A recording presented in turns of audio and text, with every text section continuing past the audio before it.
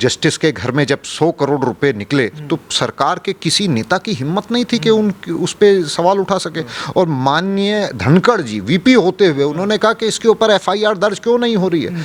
मेरा मानना ये है, मैं आपको हकीकत बताना चाहता हूं कि धनखड़ जी का जो मुझे लगता है, इसमें मोदी जी का हाथ नहीं है, मोदी जी की कमजोरी हो सकती है, कोई कमी हो सकती है, उनको हटाने में सबसे बड़ा हाथ भारत के जुडिशियल सिस्टम और सुप्रीम कोर्ट के जजों का है। क्योंकि वो पहले भी क्योंकि वो वरिष्ठ वकील रहे हैं, राजस्थान हाई कोर्ट के भी और सुप्रीम कोर्ट में भी वो रहे हैं, वो बहुत ही, उनको कार्यशैली का बड़ा अच्छे से ज्ञान है। और आप और हम भी देखते हैं कि किस तरीके से 50-50 साल में पुराने केसों में गरीब आदमी पिसता पिसता मर जाता है इन्हीं सुप्रीम कोर्ट में जाते हुए। तो इस सुप्रीम कोर्ट की गर्दन को पकड़ने वाले, उसकी गिरेबान को पकड़ने वाले उन जजों को जो अपने आप को मी लॉर्ड और भगवान से नीचे नहीं समझते, उनकी आंखों में आंखें डाल के देख के उन्होंने कहा कि ये जज के घर में 100 करोड़ रुपए जले मिले हैं, इसके खिलाफ अगर कार्रवाई नहीं होगी तो लालू प्रसाद यादव को जेल क्यों भेजा। इतना पैसे का घोटाला तो उसने भी नहीं किया था। हमने खुद देखा कि 15-15 रुपए की रिश्वत के लिए एक बड़ा ईमानदार आदमी को ये जेल में डाल देते हैं। और 100 करोड़ की रिश्वत लेके वो आदमी जो अब से 3-4 साल पहले तक दूसरे जज बना रहा था, जिस जज का यहाँ पे बात चल रही है, जिसके घर में पैसे पकड़े गए, वो कोलेजियम का हिस्सा था। अब से पहले वो पता नहीं कितने हाई कोर्ट के जज पैदा कर चुका होगा। वो सब इसी तरह के पैसे से जज बने होंगे। जो लोग इस तरह के से पैसे लेके जज बने हैं और जो कल तक उन्हें कहते थे कि ये तो मोदी का दलाल है, ये तो झुका हुआ जाट है, टूटी हुई खाट है, जिन लोगों के ऐसे बोल थे, आज वो माननीय जगदीप धनखड़ जी का फेवर लेकर ये कांग्रेसी और ये अलग अलग दलों के लोग जो कल तक उनकी खून के प्यासे थे, आपने देखा होगा सदन में ऐसी स्थिति बन गई थी कि माननीय अटल, ये क्या कहते हैं, नरेंद्र मोदी जी और अमित शाह से भी ज़्यादा अगर ये किसी के प्रति हमलावर थे तो माननीय जगदीप धनखड़ जी के प्रति हमलावर थे। उपराष्ट्रपति जगदीप धनखड़ के इस्तीफे के बाद लगातार अलग अलग चर्चाएं हो रही हैं। कोई कह रहा है कि भाई इस तरीके से इस्तीफा दे देना, इसके पीछे तमाम कयास लगाए जा रहे हैं, स्वास्थ्य का हवाला दिया जा रहा है, लेकिन कुछ लोग कह रहे हैं कि भाई इस्तीफा दिया नहीं, दिलाया गया है। इसी मुद्दे पर बातचीत करने के लिए अभिषेक भाई हैं, उसी समाज से आते हैं। जाट समाज में भी इस समय अलग अलग चर्चाएं हैं। अभिषेक भाई कैसे देख रहे हैं पूरे मुद्दे को, क्योंकि सबसे ज़्यादा जो मेन सवाल लोगों के मन में उठ रहा है, सुबह तक वो सदन में थे लेकिन शाम को एकदम से इस्तीफा आ जाना। देखिए, माननीय जगदीप धनखड़ जी का जिस प्रकार बीजेपी ने सम्मान किया, भाई 15-20 साल से लगभग वो राजनीति से रिटायरमेंट लेने के बाद अपने काम में व्यस्त थे, परंतु बीजेपी ने ही उन्हें अप्रोच किया, माननीय मोदी जी ने उन्हें अप्रोच किया, उन्हें बंगाल जैसे महत्वपूर्ण प्रदेश का उन्हें गवर्नरशिप दी। और वहाँ पे जिस प्रकार से उन्होंने ममता बनर्जी से लोहा लिया और अपने बीजेपी के कार्यकर्ताओं और हिंदुओं सनातनी लोगों के बचाव के लिए जितनी मेहनत उन्होंने की, ये जग जाहिर है। उस समय की अखबार की आप तस्वीरें सब पढ़ सकते हैं। फिर उसके बाद उन्हें मोदी जी ने उपराष्ट्रपति बनने का मौका दिया, राज्यसभा के वो एक तरीके से अध्यक्ष वही हुए। तो उन्होंने राज्यसभा को जिस तरीके से मैनेज किया, विपक्ष क्या उनके ऊपर जिस तरीके से हमले हुए और जिस तरीके से उन्होंने उन हमलों को झेला, उन्होंने कहा कि ये मेरा अपमान नहीं है, ये इस कुर्सी का अपमान है और इसकी गरिमा मैं कभी गिरने नहीं दूंगा। उनके आचरण से न केवल उस पद की गरिमा हुई, मेरा मानना यह है कि उन्होंने उस पद की गरिमा और बढ़ाई उस पे रहने से।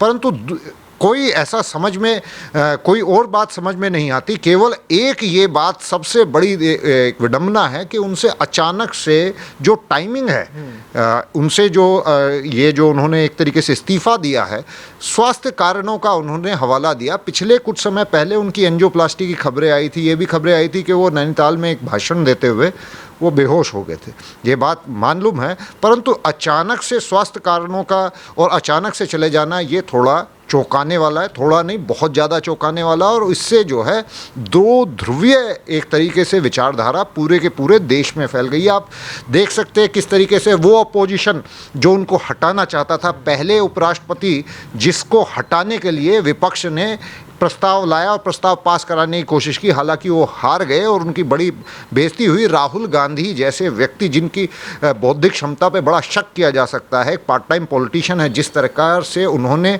माननीय जगदीप धनखड़ जी की मिमिक्री करी और एक किसान का बेटा होने के नाते जब उन्होंने कहा कि तुम केवल, मैं एक निचले समाज से आता हूँ, जाट समाज से आता हूँ, ओबीसी समाज से आता हूँ, इस वजह से तुम मेरी मजाक उड़ा रहे हो, तो बड़ा दुख होता है मुझे उन लोगों की आज पोस्ट देखकर जो अपने आप को जाट कह रहे हैं और जो कल तक उन्हें कहते थे कि ये तो मोदी का दलाल है, ये तो झुका हुआ जाट है, खुट्टी हुई टूटी हुई खाट है। जिन लोगों के ऐसे बोल थे, आज वो माननीय जगदीप धनखड़ जी का फेवर लेकर ये कांग्रेसी और ये अलग अलग दलों के लोग जो कल तक उनकी खून के प्यासे थे, आपने देखा होगा सदन में ऐसी स्थिति बन गई थी कि माननीय अटल, ये क्या कहते हैं, नरेंद्र मोदी जी और अमित शाह से भी ज़्यादा अगर ये किसी के प्रति हमलावर थे तो माननीय जगदीप धनखड़ जी के प्रति हमलावर थे।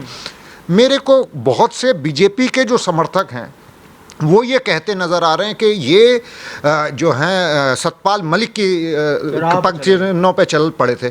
कौन? मैं उनसे एग्जाम्पल जानना चाहता हूँ। सतपाल मलिक ने गवर्नर रहते हुए मोदी जी को गद्दार तक करार दे दिया था। सतपाल मलिक ने कहा कि मैं फ़ोन करता रहा, मोदी जी ने फ़ोन नहीं उठाया। उसने क्या क्या नहीं झूठ बोला। बीजेपी ने एक बार भी उनका इस्तीफ़ा मांगने तक की बात नहीं कही। बीजेपी के किसी शीर्ष नेता की चूं तक नहीं निकली। मैं जानना चाहता हूं माननीय जगदीप धनखड़, जो कि देश के एक जाने माने वकील, एक गरीब मध्यम वर्गीय राजस्थानी जाट परिवार से आए हुए, जिन्होंने अपनी मेहनत, अपनी काबिलियत के दम पे ये मुकाम हासिल किया। उन्होंने, आप देखिए, जब कृषि कानून मोदी सरकार लेके आई, बिना किसी डर के, बिना किसी, उन्हें मालूम था कि मैं जाट बिरादरी से हूँ और जाट बिरादरी आंदोलन में लिप्त है, बिना किसी बैकलैश की फिक्र किए हुए, बिना ये सोचे कि लोग क्या कहेंगे, उन्होंने सही को सही कहा और वो सरकार के साथ खड़े हुए। क्या अंजाम मिला उसका? वो कृषि कानून वापस हो गए। जब वो कृषि कानून वापस हुए तब भी उन्होंने सरकार को, क्या उनकी ये गलती रह गई थी कि उन्होंने सरकार से कहा कि सरकार को किसानों का हित करना सरकार का वादा है और उस वादे पे हम खरे नहीं उतर रहे, हमें इसके लिए प्रयास करना चाहिए। क्या ये उनकी गलती थी? क्या ये उनकी गलती थी कि बीजेपी जब से सत्ता में आने का प्रयास कर रही है और जब से सत्ता में है तब से ये हमेशा से उसका ये मुद्दा रहा इलीगल इमिग्रेंट्स का, इलीगल बांग्लादेशियों का। मैं ये जानना चाहता हूं मोदी जी से, अमित शाह जी से, क्या किया आपने उन लोगों का? एनआरसी इस देश में अब तक क्यों नहीं आई? सीए का आपने क्या किया? कृषि कानून के ऊपर इतना बड़ा हंगामा हुआ, हम जैसे लोग अपनी आगे निकाल के अपने समाज के सामने खड़े होकर आपके पक्ष में खड़े रहे। आज हमारे ऊपर थू थू हो रही है क्योंकि आपने कायरता दिखाते हुए वो कृषि कानून वापस ले लिए, जिसके कारण आज भी किसान जो है इन मंडी और मंडियों के जो मंडियों के मालिक हैं उनके हाथों बिके हुए हैं, गुलाम हैं। मैं जानना चाहता हूं, जब उन्होंने, वो अकेला ऐसा राजनेता हुआ इस करंट टाइम्स में जिसने जुडिशियल ओवररीच को क्वेश्चन किया, जिन्होंने कहा कि ये देश के कानून बनाने का काम है संसद का।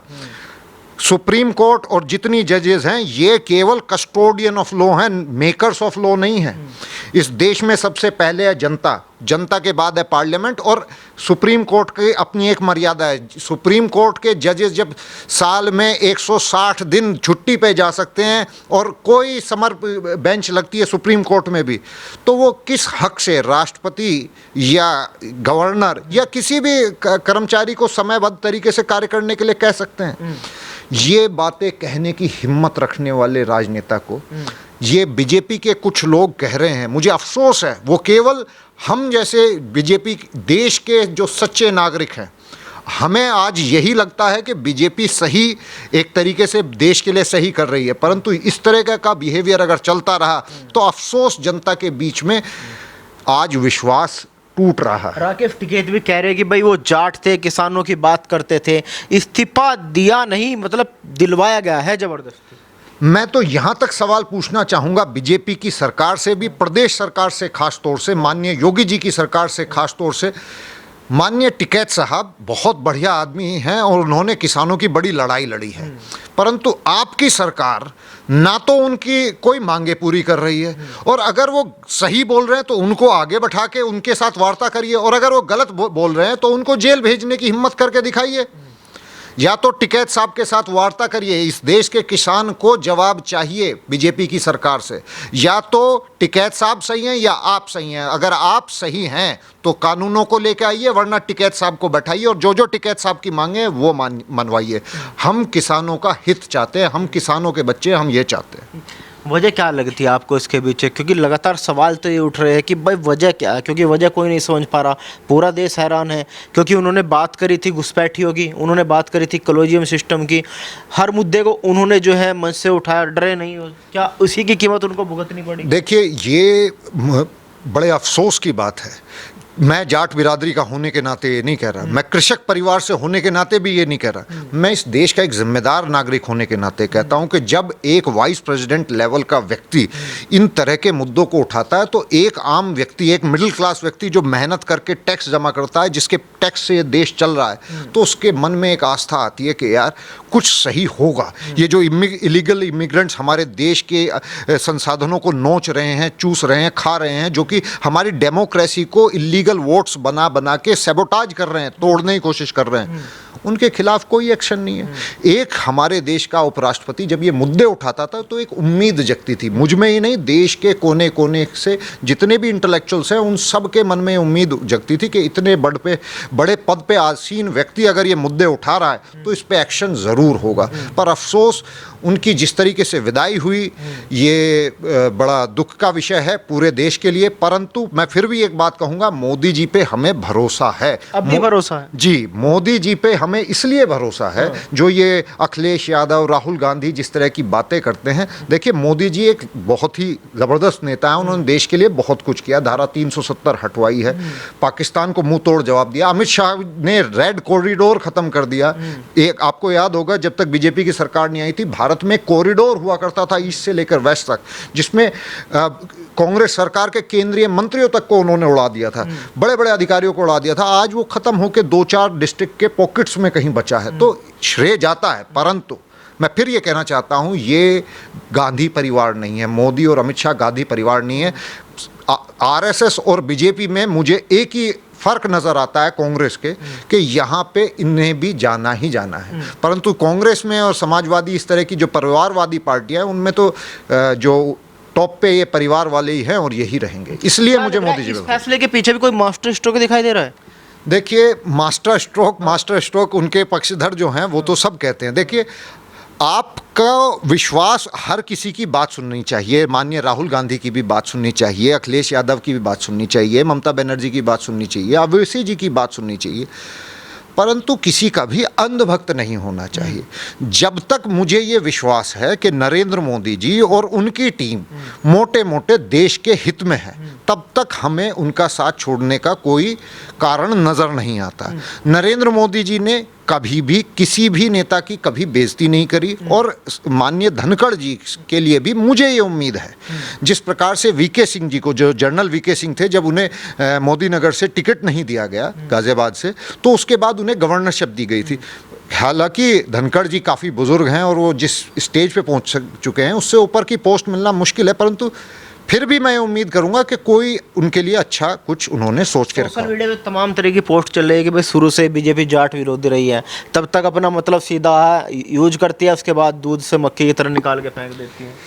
देखिए, जो बीजेपी का नुकसान चाहते हैं, जो बीजेपी में सनातन को तोड़ना चाहते हैं, बेसिकली वो चाहते हैं कि जाट बीजेपी से नाराज़ हो जाए।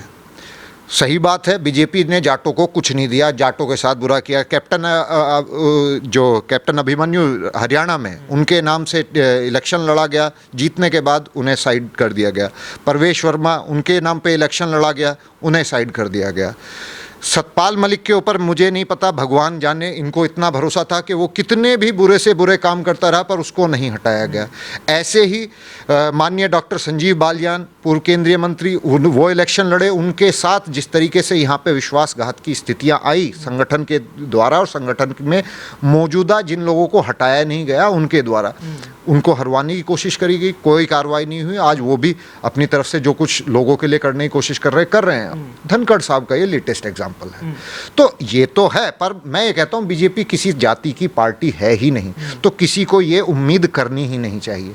मेरा मानना यह है कि बीजेपी को अपने अंदर से जातिवाद को पूरी तरह से समाप्त कर देना चाहिए। कोई जाट व्यक्ति केवल जाट ही समुदाय का नेतृत्व कर सकता है, ये गलत है।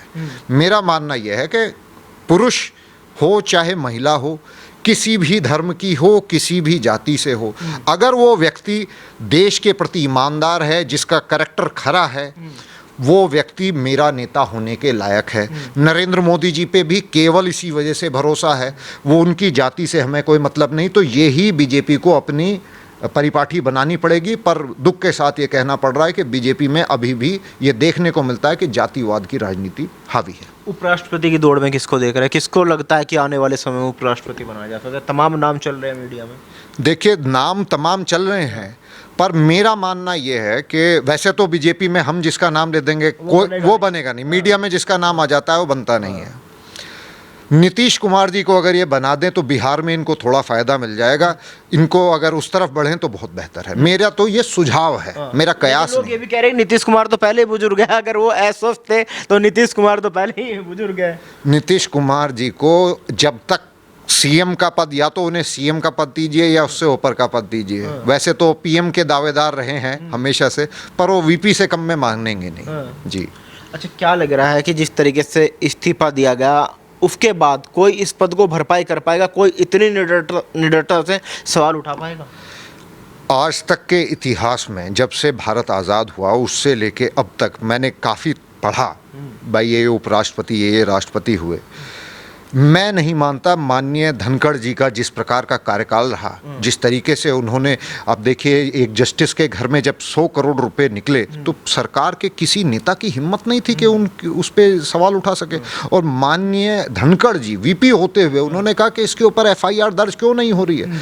मेरा मानना ये है, मैं आपको हकीकत बताना चाहता हूँ कि धनखड़ जी का जो मुझे लगता है, इसमें मोदी जी का हाथ नहीं है, मोदी जी की कमजोरी हो सकती है, कोई कमी हो सकती है, उनको हटाने में सबसे बड़ा हाथ भारत के जुडिशियल सिस्टम और सुप्रीम कोर्ट के जजों का है। क्योंकि वो पहले भी क्योंकि वो वरिष्ठ वकील रहे हैं, राजस्थान हाई कोर्ट के भी और सुप्रीम कोर्ट में भी वो रहे हैं, वो बहुत ही, उनको कार्यशैली का बड़ा अच्छे से ज्ञान है। और आप और हम भी देखते हैं कि किस तरीके से 50-50 साल में पुराने केसों में गरीब आदमी पिसता पिसता मर जाता है इन्हीं सुप्रीम कोर्ट में जाते हुए। तो इस सुप्रीम कोर्ट की गर्दन को पकड़ने वाले, उसकी गिरेबान को पकड़ने वाले उन जजों को जो अपने आप को मी लॉर्ड और भगवान से नीचे नहीं समझते, उनकी आंखों में आंखें डाल के देख के उन्होंने कहा कि ये जज के घर में 100 करोड़ रुपए जले मिले हैं, इसके खिलाफ अगर कार्रवाई नहीं होगी तो लालू प्रसाद यादव को जेल क्यों भेजा? इतना पैसे का घोटाला तो उसने भी नहीं किया था। हमने खुद देखा कि 15-15 रुपए की रिश्वत के लिए एक बड़ा ईमानदार आदमी को ये जेल में डाल देते हैं। और 100 करोड़ की रिश्वत लेके वो आदमी जो अब से 3-4 साल पहले तक दूसरे जज बना रहा था, जिस जज का यहाँ पे बात चल रही है, जिसके घर में पैसे पकड़े गए, वो कोलेजियम का हिस्सा था। अब से पहले वो पता नहीं कितने हाई कोर्ट के जज पैदा कर चुका होगा। वो सब इसी तरह के पैसे से जज बने होंगे। जो लोग इस तरह से पैसे लेके जज बने हैं, आज पूरा विपक्ष भी उनका सम्मान कर रहा है, लेकिन उस समय यही विपक्ष उनसे सवाल पूछता था। विपक्ष की हालत आज ऐसी हो गई है कि अगर वो इसका विरोध करते हैं, इनके इस्तीफे का, तो उन्हें जवाब देना ये भारी हो जाएगा। तो फिर कल इसे पानी पी पी के गाली क्यों दे रहे थे अगर ये इतना अच्छा आदमी है? और अगर विरोध ना करें तो फिर वो करेंगे क्या? मोदी ने क्योंकि अपने क्लिप भी वायरल हो रहे हैं जिसमें नड्डा जी की कल की क्लिप है, उसमें बताया जा रहा है कि वो नड्डा जी के बीच उनमें कुछ आपसी मतभेद हुआ, उसी को लेके इस्तीफा दिया। इस बात में आपको सच्चाई नजर आ रही है?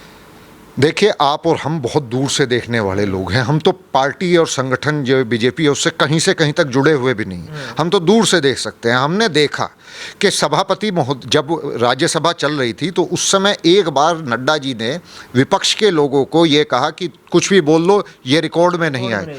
ऐसी बात कहने का अधिकार भले ही वो राष्ट्रीय अध्यक्ष हो, भले ही वो राज्यसभा में अध्यक्ष हो, परंतु ये बात कहने का हक केवल और केवल उपराष्ट्रपति जी को था। तो ये कुछ सिग्नल्स तो हैं जिनके ऊपर चर्चा होनी चाहिए, पर इसमें सच्चाई कितनी है इसको मैं गारंटी से नहीं कह सकता। पर ये चीज़ें, इन चीज़ों के ऊपर सोशल मीडिया पे, समाज में इन पे चर्चा हो रही है। तो ये थे हमारे साथ अभिषेक कहलावत जी। इनका अपना मानना है, इन्होंने अपनी वजह बताई कि इस्तीफे के पीछे ये क्या वजह मानते हैं। आप भी कमेंट बॉक्स में जरूर बताइए कि जगदीप धनखड़ के इस्तीफे के पीछे आपको असली वजह क्या लगी।